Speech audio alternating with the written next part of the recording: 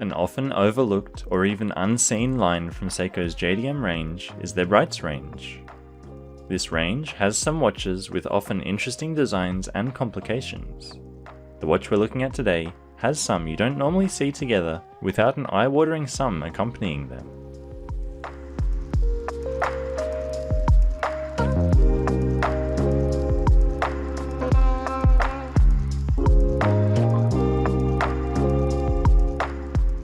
Welcome to Addicted to Watches. Today, we have a very unique watch from Seiko. It's a watch and design that Seiko decided to do something a little bit different with, and it paid off pretty well in my opinion. It brings a split date and perpetual calendar to the table without costing a fortune.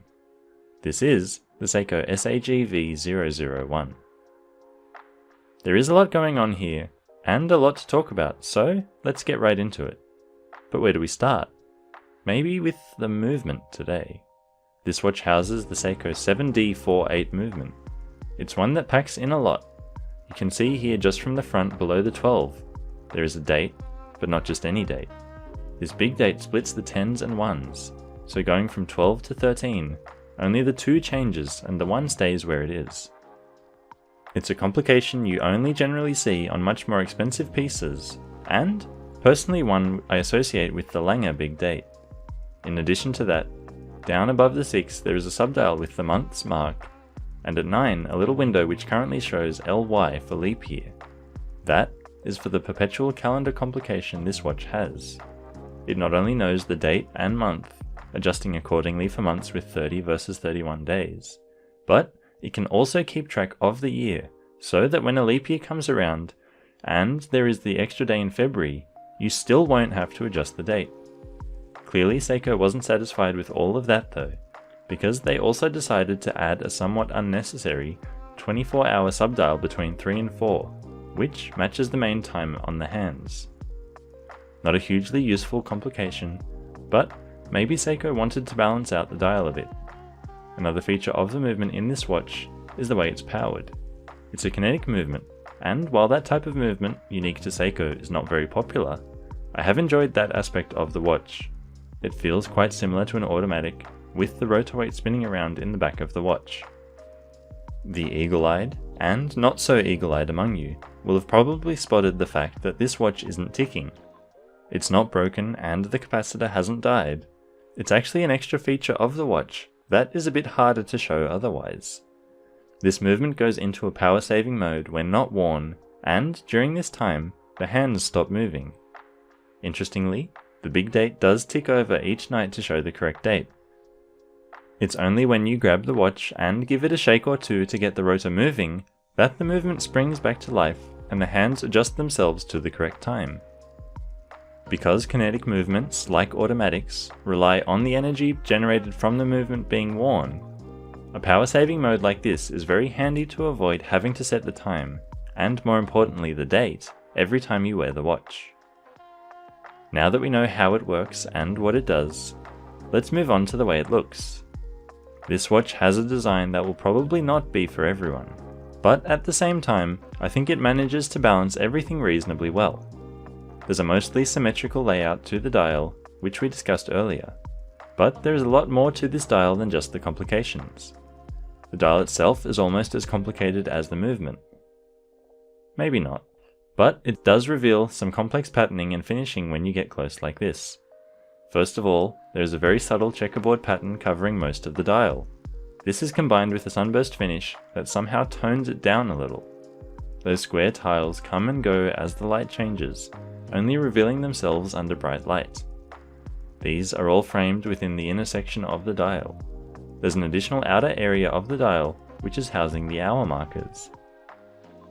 Those hour markers, like the dial, are deceptively simple looking from a distance. Seiko have used a similar technique here, as on many of their other models. What can initially just look like polishing is actually a series of vertical lines running the length of the marker, flanked on either side by polished bevels. This creates a kind of rainbow effect when they catch the light, and serves to really elevate the look of the dial in my opinion. On the outside of these are some very small loomed sections, which are better than nothing but not something you'll be relying on when the lights go out. revisiting those complications for a second, around the big date you have an applied frame. The top surface is polished, but there is a pretty substantial bevel which has been frosted and neatly hides the gap between each of the date wheels. Moving around further, we have an applied Seiko logo sitting above the 24-hour subdial, which has been recessed quite deeply into the dial.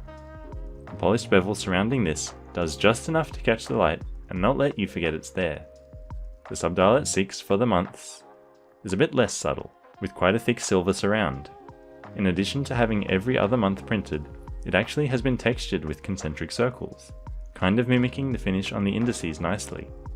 Finally, over at 9 o'clock is the year indicator with a printed white keyline frame. Also printed we have here kinetic and perpetual above, to let you know about the two key features of the watch, and leap year below, just in case you couldn't work out what this little window was for. There is a lot going on here with the dial, but Seiko have managed to get the proportions, sizing and spacing spot on to not feel too cluttered or overcomplicated. It is of course complicated, but not excessively so. Hands are simple by comparison, being Dauphine in shape with a bevel running down the middle. Both sides are polished, but the hands don't disappear completely thanks to the loomed section which blends in nicely with a white line running the length of the hour and minute hands. The seconds hand is just a simple needle hand ticking away. Covering all of this is a pretty nice crystal. A common trend for watches from Seiko's Brights line is that they receive good crystals. This one is sapphire, gently domed, and looks to have at least some anti-reflective coating applied to it, because even under bright lights everything stays pretty legible. When we see the watch from a sharper angle, we can get a look at the distortion happening, meaning it's just single domed rather than double. And with that, let's have a look at the dimensions of the watch. There is one which might surprise you, but starting off we have a wholly unsurprising 40mm case. This has been combined with a lug-to-lug that might seem long at first, but later we'll see that the 50.7mm is offset by some serious downturn. And then there's the thickness. This watch comes in at a solid 13.7mm in height, which is not insubstantial. However, if you keep in mind everything going on inside the watch, it makes a bit more sense. Finally, the lug width is a pretty standard 20mm, which will let you mix up the straps on this one if you want to. Taking a look around the case, we're first presented with a pretty striking bezel. It's got a few distinctive features, which bear some similarities to famous Gerald Genta designs. In particular, those 6 screws located around the bezel, as well as that angular 12-sided shape overall. Those angles have probably been worn down a bit over time, but it is still clearly not a perfectly circular bezel. It has been finished with a circular brush, but if we turn it around to the side, we can see some small polished sections which catch the light nicely. Much like the bezel, the case has been divided into sections by some angular surfaces. Looking from the top, it all seems pretty standard with those brushed lugs, but from the side, those lugs have been separated visually from the rest of the case. This case side here is also polished rather than brushed like the top, and you can see just how much those lugs point downwards as they reach those fairly aggressive tips. This works very well to offset the longer than average lug-to-lug length, and means that this still wears well on average or below sized wrists. Turning the watch around, the unsigned crown is flanked by these crown guards, which, with all of the angles, give the watch a bit more of a sporty vibe, even if the dial does look quite dressy.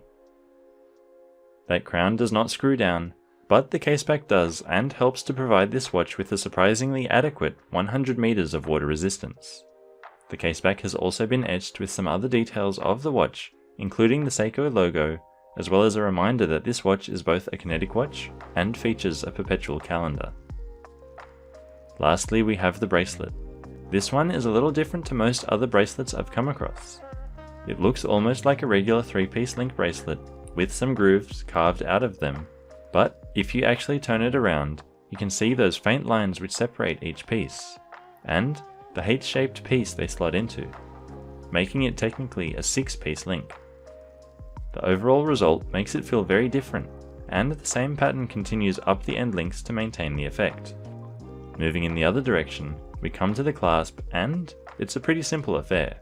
The Seiko logo has been etched into the pressed outer shell, Opening it up reveals a milled inner, and from the side we can see there is plenty of micro adjustment on offer. Before I get it on wrist, there is one other thing to mention about the watch. You might have already been able to guess from the duller grey colour of the metal, but this watch is actually made of titanium rather than stainless steel. If you have watched any of my other videos on titanium watches, you'll know that I generally prefer steel because I like a bit of extra weight. But I can't deny that titanium makes the watch very comfortable to wear. With that out of the way, let's get it on wrist, and even though that lug-to-lug measurement was definitely on the longer side of things, you can actually see how the downturn of those lugs makes it kind of a non-issue. What you can't escape is the thickness of the case, but it's still within a manageable range for me, though I tend not to mind a watch that is a bit thick. All of those polished bevels on the dial, as well as that intricate dial finishing, really plays with the light nicely as I turn my wrist. There are a lot of different design elements coming together in this watch. Bezel screws, big date, multiple subdials, brand logo at 230, checkerboard dial. I could go on. But when it all comes together, the end result works much better than you might otherwise think. Though there are drilled lugs to make strap changes easier, I haven't found myself wanting to change up the strap. And actually the first time I've done that is for this video. So enjoy it on this brown leather strap, which I think works just as well as the bracelet. This watch is a pretty big departure from my usual taste in watches, which is straightforward three-handers, but has been a watch I've enjoyed wearing quite a lot. I can appreciate that it is probably a bit of an acquired taste, and definitely won't appeal to everyone. But there is actually a cult following for a lot of these early Brights models from Seiko, with their high accuracy perpetual movements like this one. The main issue with this model, and indeed pretty much every other model from the range made around the same time, is finding one. And even if you do, the condition. This watch, as you can very plainly see, has been through a lot, and more than its fair share of scuffs and scratches are present. But they really don't bother me here. At the very least, it shows that this watch has been well worn, and well lived, and well loved throughout its life on wrist. What do you think about this watch? Does it all work, or is it just a dog's breakfast? Would you have one in your collection? Is the kinetic technology not worth the effort? Let me know in the comments, and I'll see you next time.